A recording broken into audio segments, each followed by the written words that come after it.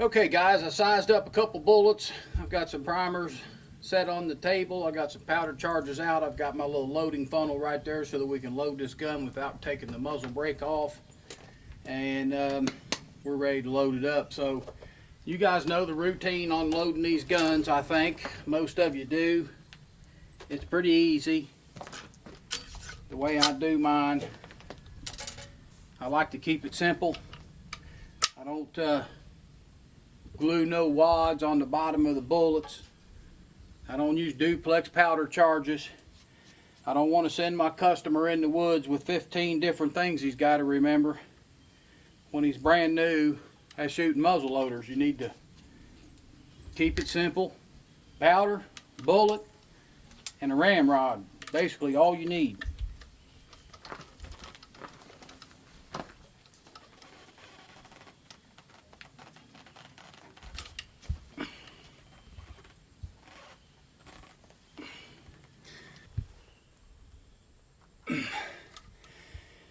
Well guys, we got that in there. It was tight. It was a whole lot tighter than I wanted it to be. I'm going to run those through the die one more time and try to loosen them up a little bit. So this bullet probably won't shoot in the exact same place as my next two, because I'm definitely going to lighten them up. I don't want them to be that hard. So we'll put our primer module in, safety on, and we may be so far off with this shot here that I make an adjustment. I did bore sight the gun, and if it's really way off, I'll just make an adjustment so that when we shoot our next three shots, we can calculate a group.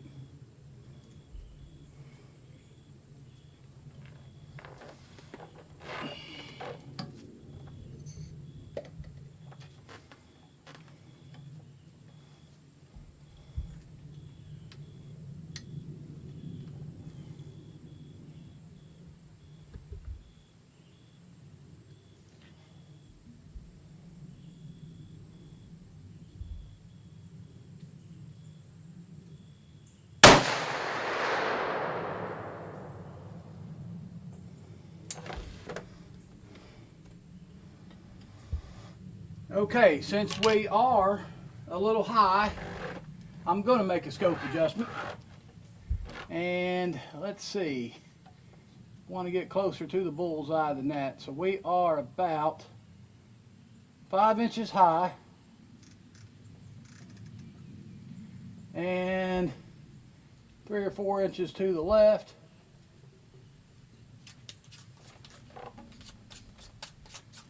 The windage knob is covered.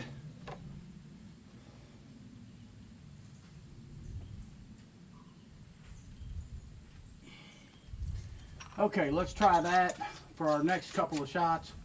Give me a minute or two. I'm going to resize these bullets, and I'll get back with you. Alright guys, I ran those bullets through the die again, and I didn't make an adjustment to the die. I just ran them through one more time. This is the first range trip for this gun, so every one of these guns is it's a little bit of a trial and error. You got to get them to get figured out what you need. Now that bullet went down perfect. That's beautiful there. That's the way I like them to fit.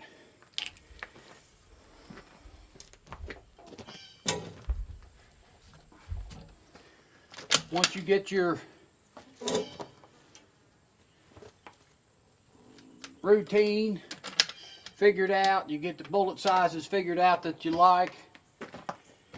Some guys like to load them really hard like I did that first one. Some like them easy. I kind of like them to just go down the barrel easy. So let's go ahead and shoot a couple of more and see what happens.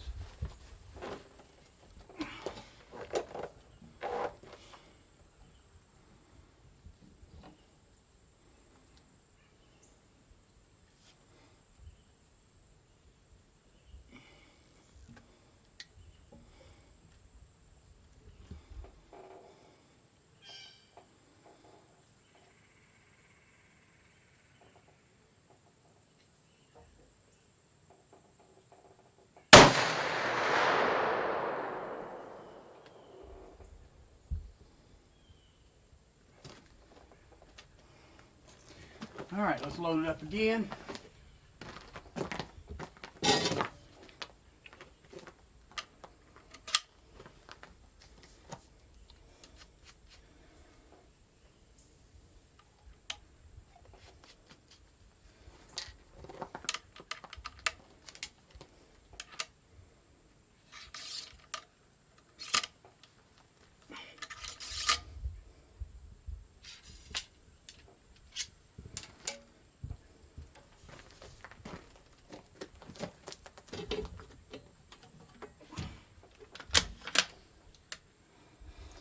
Take the old primer out, put us a new one in.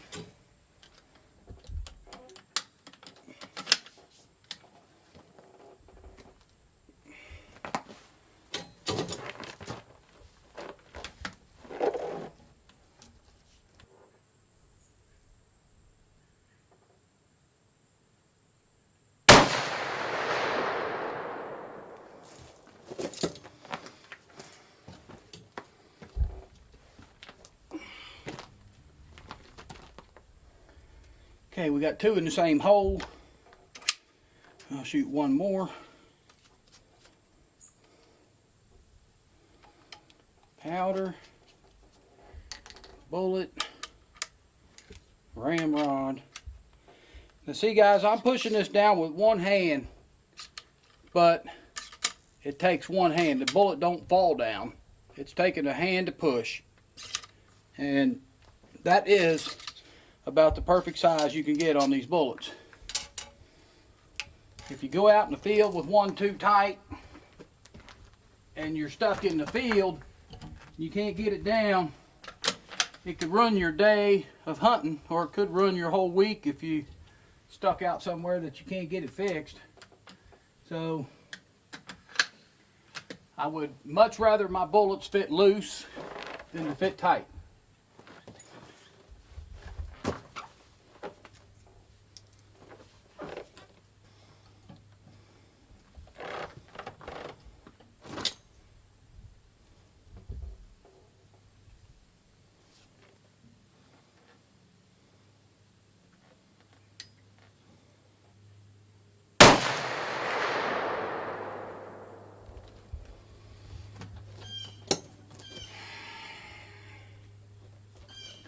I pulled that one out, guys, about 3/4 of an inch.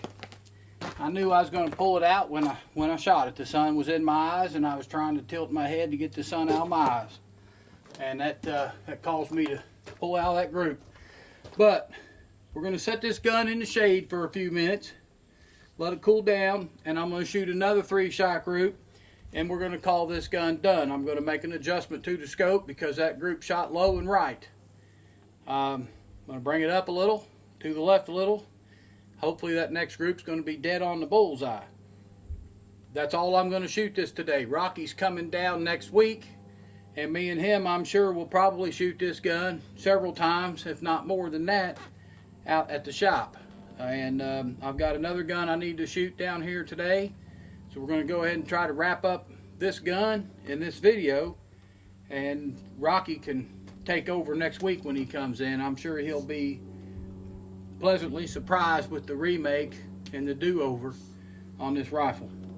All right, guys, we took a break, drank a cold Coca-Cola, and sat around for a couple minutes. Barrel's cooled off now, pretty cool, and we're going to shoot another group. So we need a powder charge.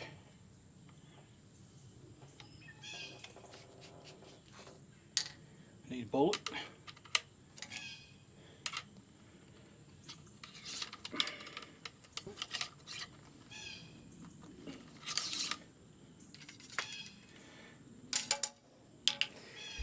Guys, I just want to try to urge you all to keep it simple when you're out there. You don't have to make this hard and difficult. It's really doesn't need to be that hard. So far, all 5 of the Kentucky challenges has been won shooting one of my guns. I've won 2 of them personally, but the other 3 was won by somebody else. Kyle Pittman won 2 of them, and Craig Hudgens won 1. They were all shooting a Hankins built rifle, and they were all shooting 78 grains of IMR 4198. They were all shooting 275 grain bullets. None of them were shooting wads.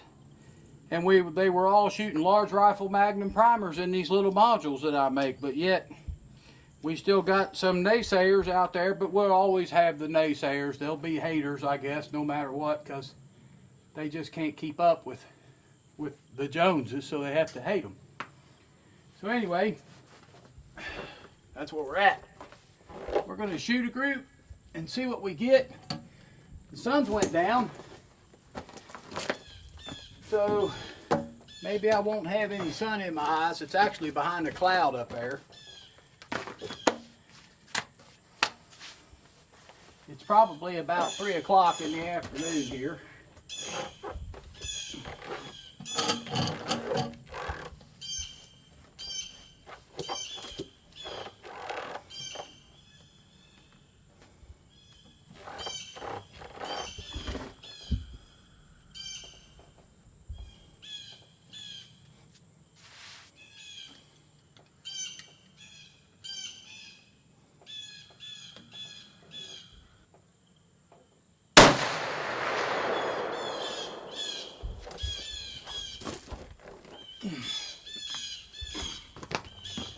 All right, that would look good.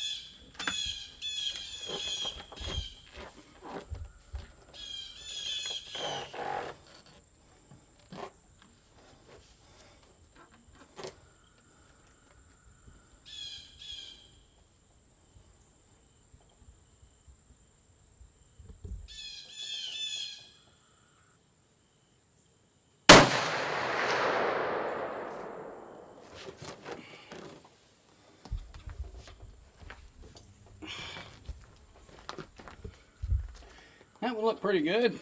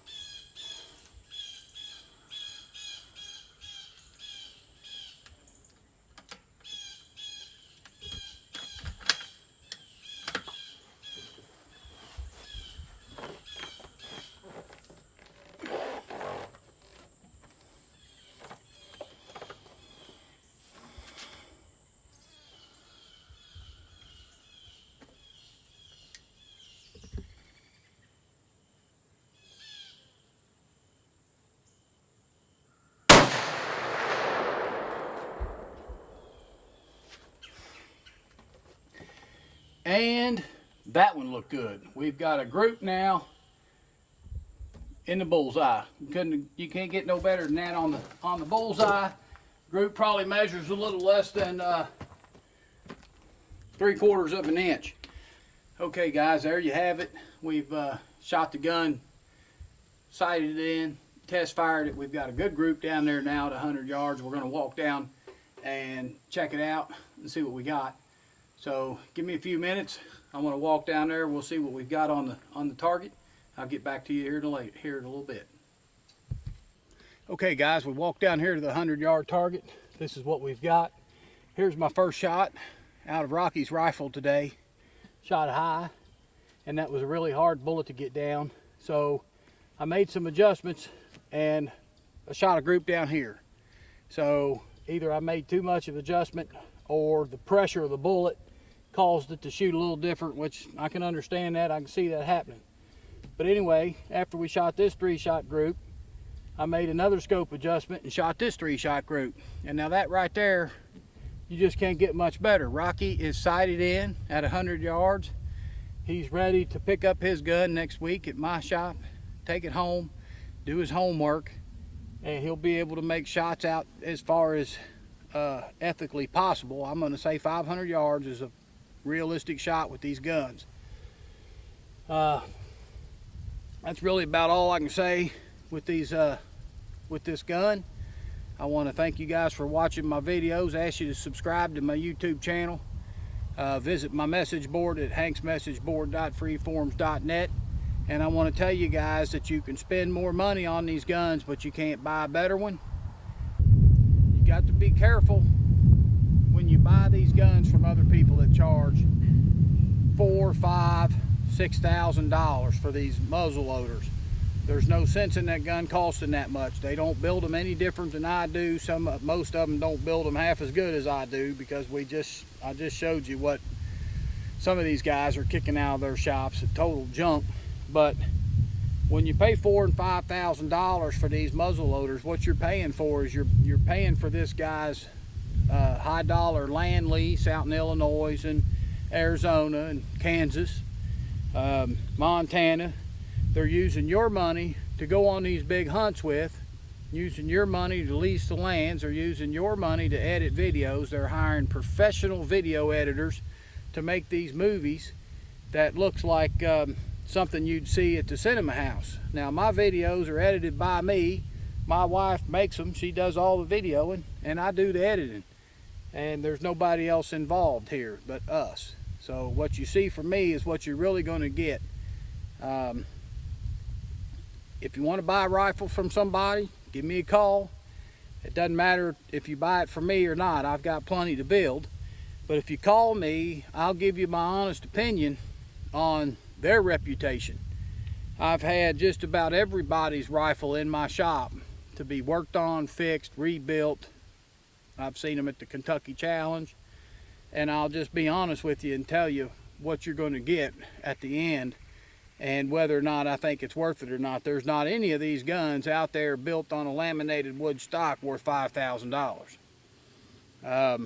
I don't care if you build it on a Stiller Action and a Manor stock, it's not worth $5,000. So if these guys are charging you $5 grand for one of these guns, to me they're ripping you off, and they're using that money to go off on their little hunting trips. You should keep that money yourself and spend it on a better scope, or spend it on your own hunting trip. Do something with it. Keep that money. I think my rifles are priced pretty fair. They're underpriced just about, considering everybody else is out there that's building these rifles, and that's just because I feel like I'm just a simple guy. I try to keep it straight, keep it honest. I'm going to tell you the way it is, and I'm not going to try to rip you off and preach to you and say all these guns will shoot 1-inch groups at 1,000 yards. I've heard every spiel that there is to try to sell these guns, and you guys got to think about it. These guys building these guns, I've been called a used car salesman myself a couple of times on these message boards, but I don't feel that I'm that way. But there is some guys out there that's like a used car salesman. This is the best thing there ever was, and mine's only $6,000. You know, I mean, they just keep blowing this smoke and leading you on. When you get the gun, you're all disappointed. You're like Rocky, and you come down to my place, and I've got to fix it. But anyway, guys, I'm going to cut the video off at that. You see what you get when you buy a Hankins Custom Rifle. You don't have to spend near the money. You get a lot better gun in the long run. So till next time, guys, we'll see you later.